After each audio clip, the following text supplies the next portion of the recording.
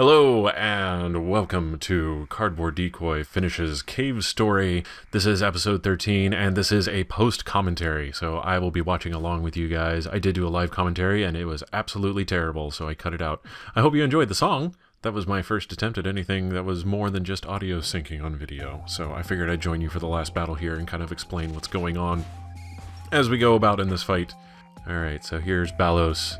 You did not see him in the last video. Honestly, it took hours to actually get to this point. I actually lost my initial set of footage. There was over an hour of tape. The song would have been a much longer song if I had done it that way and fast-forwarded everything. But I came back after I discovered that I deleted everything and, was a little upset and managed to actually beat it in only a couple of... Well, I mean, I died a lot, but... I got to him and beat him as soon as I got to him. So here you go. Spoiler alert. So this is the first phase. It's pretty simple. He kind of jumps around in a big box there. I got hit really bad. And whenever he stomps, stuff goes along the ground. Now he's summoning lightning. That's also not so great. You can kind of tell where it's going to go, but man, it is really hard to dodge in the moment.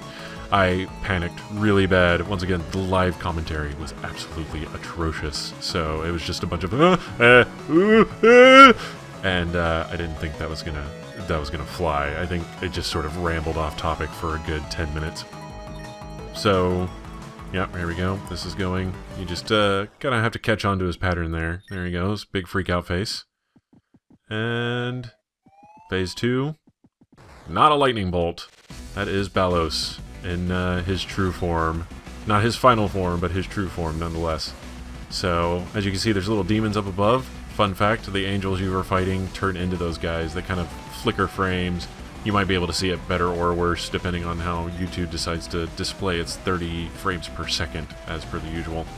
But this is pretty much, it's nothing too great. We still have the bone shockwaves there, and he's jumping around in giant form, and the only vulnerable spot on him is the eye, right there, right as I said it.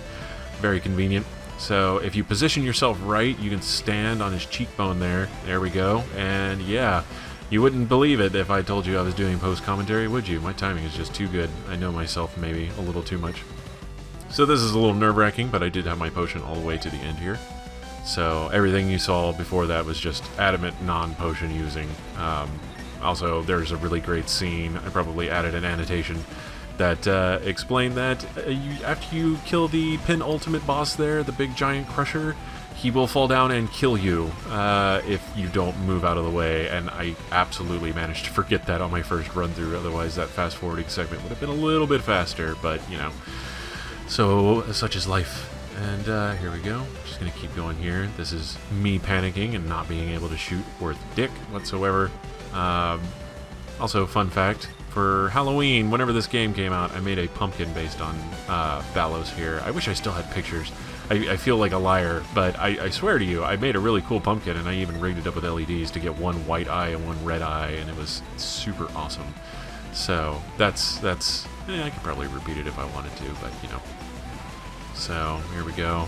Phase 2 is almost done. I think I try to work in a little bit of farming here pretty soon. No, not in this segment. It's getting a little close. You can see my life getting lower by the second, and it's beyond nerve-wracking when that happens, because at this point I had already played the week before. When I originally recorded, I had played for 2 hours just trying to beat him and remembering how to play, and now here I am at the last boss, and I'm like, oh my god, I know everything that's going to happen here. I could just totally beat it, and it would be no big deal.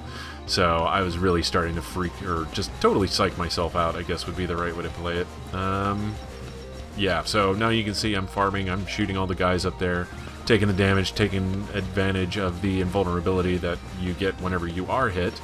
Well, no, I didn't get hit there. I can't remember how the damage pans out, but I know the little goblins up top only do 3 damage, so if you grab more than a heart, it's completely worth it. So as you can see, I'm already up 27, so from 17 whenever this phase began, so not so bad.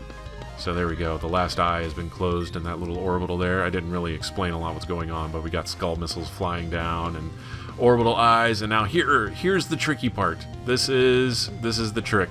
You have to hit those spikes for 2 damage, fly in while you're invulnerable, and just wail on them and hope you have enough life to survive. And there you go. You can see his final form for about a half second there. He's super gruesome. There's all kinds of faces and ghoulishness happening in there. And then, bam, cold cut to a cutscene. So the falling island that had started falling whenever we destroyed the core stopped. And because, I believe it gets explained here, it stopped. It stopped falling. Was the negative power of Balos weakened? Yeah, so basically Balos was making it sink, and the core was actually keeping him from causing it to sink. Now this is really creepy. In the original version, it implied that he was speaking from hell, I believe, or that's just sort of the implication. And of course you got the crushing death walls. So hot. We're both going to be crushed in here. This is absolutely awful. And Balrog to save the day. Hooray! So here we go. We're gonna heyo out of here. Or yeah-oh. Yeah. It's oh yeah, and then yeah-oh. I totally forgot, man. Oh well. So, there we go. Balos saved the day. He managed to redeem himself in the end. Not Balos, Balrog. That's close enough. They never really explain what Balrog is supposed to be aside from a giant toaster or TV or whatever he is. All I know is that he's got a lot of really cool papercraft projects you can make, and he's one of the best non-villain villains there ever were. So yeah, there you go. There's the explanation. Balrog was never a bad guy. He just, they made him that way. The Demon Crown was the real bad guy here, and Balos was a victim of circumstance and abuse and terrible corruption of power. Really interesting stuff. It's so cartoony, and yet it's got this dark, dark underbelly, and it's so good.